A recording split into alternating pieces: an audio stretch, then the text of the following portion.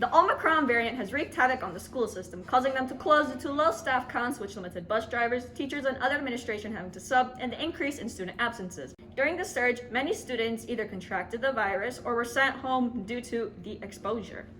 So, just so you have some comparison, at the end of first semester, we had handled about 1,051 cases of close contacts, sick kids, and positives. Already, just the first, 11 days of class, we've done 392. So the very first week of school, we handled maybe around 230 cases. This past 7 days, we're down to 163. So that's a substantial drop off. Many students have wondered why we never went online after winter break, especially after the holiday season brought many new cases. Many parents believed we would start the semester in e-learning as some other Illinois schools did. What students may not know is that this decision was made with more than the personnel from Leiden. So similarly, one, we don't really have a choice to go remote unless the state or the county tells us to, but also we have mitigations in place. We are pushing masks, and I will continue to urge everyone wear your mask properly over your nose and over your mouth. We have 3-foot spacing as best as possible. We actually have spacing for every kid to eat in the cafeteria at 6 feet apart, but knowing that those mitigations were in place and that we really weren't spreading it much here, we made the decision that we wanted to open it in person. Omicron was first detected in South Africa and was labeled as a variant of concern by the World Health Organization. Weeks later, the variant was detected in the US as it quickly spread, resulting in the biggest surge of COVID cases ever seen. However, in South Africa, the massive spike later died out, of which will be expected to happen here in the US as well. After almost a year and a half of e-learning, many students are incredibly happy to be back at school despite the rise in COVID. I feel like it helped me because online it's harder to stay on top of your work and actually focus in the Google Meets, but in person you have to focus. So, and then also you can interact with other people. So I feel like it's better being in person. Not only do the students believe this was the best option, but some teachers and staff feel being in person has brought upon a better experience for everyone. Even with the difficulties brought upon Leiden with the surge in cases, students and teachers have still been able to manage with the current protocol in place. I think in many ways, well, again, remote works for some people really well. We're able to meet the needs of our students better in person. Whether it's academics and supports and working with your teachers, whether it's social and emotional supports, the physical access to the gym and PE classes, the ability to interact with one another, albeit with a mask and maybe 3 feet apart, you can't duplicate that stuff remotely. And so when we talk about and consider all the pieces, as long as we can do it safely and we believe with our mitigations we know the importance of being together in person. Everyone has been impacted by Omicron since its emergence earlier this month, especially Leiden students and staff. Many teachers do not have a handle on how to deal with the constant absence from both the students and staff. This is Ariana Sosa, Leiden Journalism. After coming back from winter break, there has been more absences than usual. Either the common cold or COVID has caused the rise in absences and has made it difficult for students to keep up with their classwork and for teachers sticking to their lesson plan. Being on quarantine was kind of hard because a lot of my teachers weren't on Google Meets. None of my teachers were on Google Meets during the class time, and I could only talk to so many teachers for 20 minutes at the end of the day. I think one of the biggest things that we could do as teachers is to work on communicating everything that we do in the classroom as best we can for students who are at home. One of the things that I personally do is set up a daily Schoology folder so that way students aren't having anxiety over what we did in class and everything is kind of laid out there. Teachers have had to adjust their lesson plans, making it harder for them to get through the class material and stay on track throughout the year. It's up to the student. If they're out for an extended period of time because of COVID or someone in their house has COVID, it's up to the student to make sure that they reach out to the teacher and set up a meeting during STT, after school, Google Meet, and then they can definitely catch up with their teachers. Omicron has impacted many students' learning by having to be sent home for close contact or a positive result. After being on in school for so long, a lot of the work is on paper, so coming back I have to do a lot of work during class time, and I'm losing more learning time even though I already lost 2 weeks. That I had to quarantine a lot longer than my friends who did have COVID. I had to quarantine for 14 days while my friends only had to quarantine for 10, even though I never had COVID. If you're a close contact of somebody who's in your house and positive, say your mom is positive and you're in the house with them, we have to exclude you because you have an ongoing exposure period, and having you come back could be detrimental. So if you were to go and get a PCR during that period or a rapid test and test negative, that still doesn't address the issue of your continued exposure, and you have to do a quarantine period.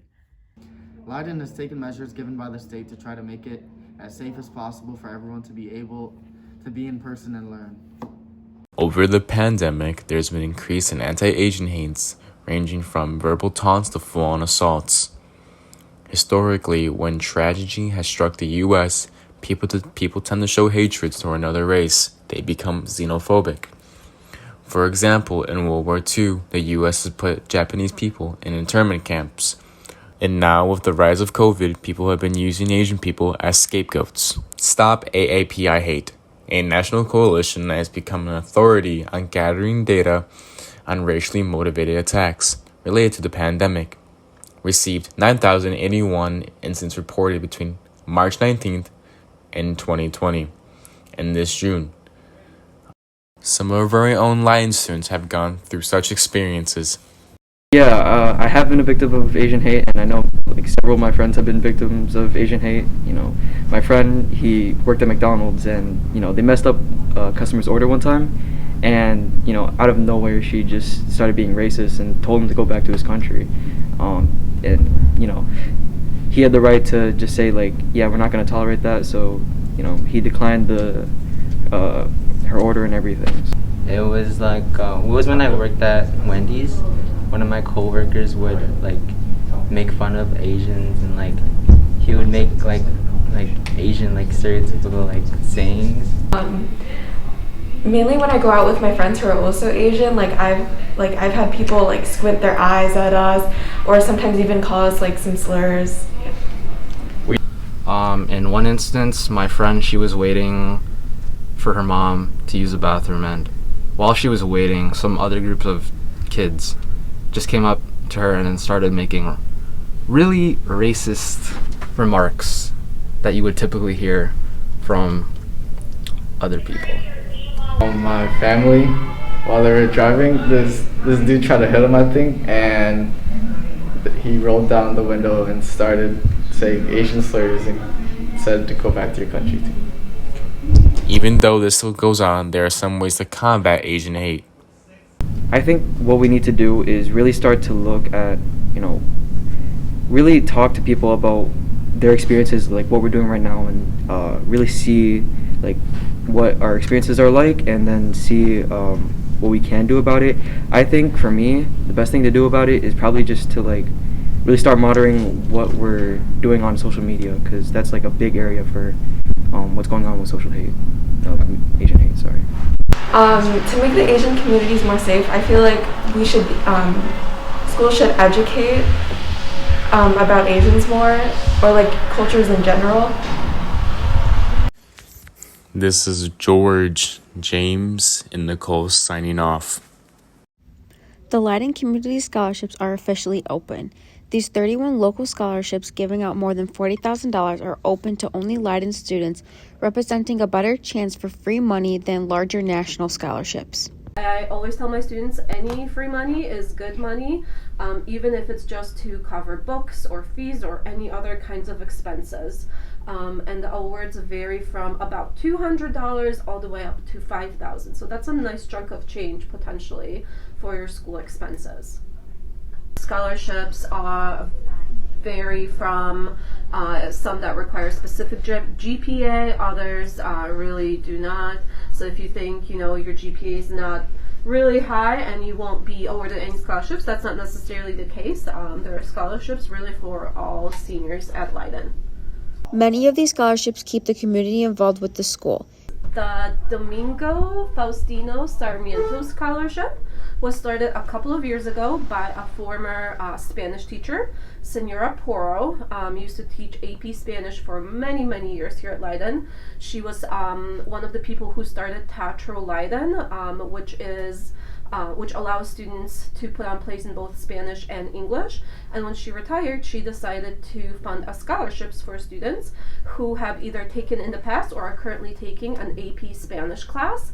You know, I am an immigrant and I work very hard for what I have right now, but I saw thousands of kids that really need help. Then I said, with my husband, we said, if we are lucky enough to have a good life, maybe a little bit each year to help a kid is going to make for some of you guys a big difference. Oh, my scholarship is easy, okay? Because you have to research about two people. One is Thomas Jefferson from United States, and the other one is Domingo Faustino Sarmiento from my country, Argentina. And they have ideas that are similar regarding education. Then if you go with Google and you read, you will be fine. You will be fine. The application process for these scholarships are very easy and only require 1 or 2 one-page essays. Most of the information needed can be found on Parchment or on the Home Access Center. The application is due at midnight on February 23rd, no exceptions. All of these scholarships give you the opportunity to earn money towards school tuition, room and board, or even school supplies needed for the upcoming school year.